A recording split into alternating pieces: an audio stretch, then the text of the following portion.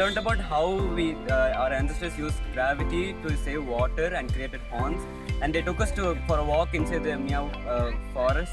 And then the climate, us sitting here was very hot. And when we went inside the forest, it was very cool.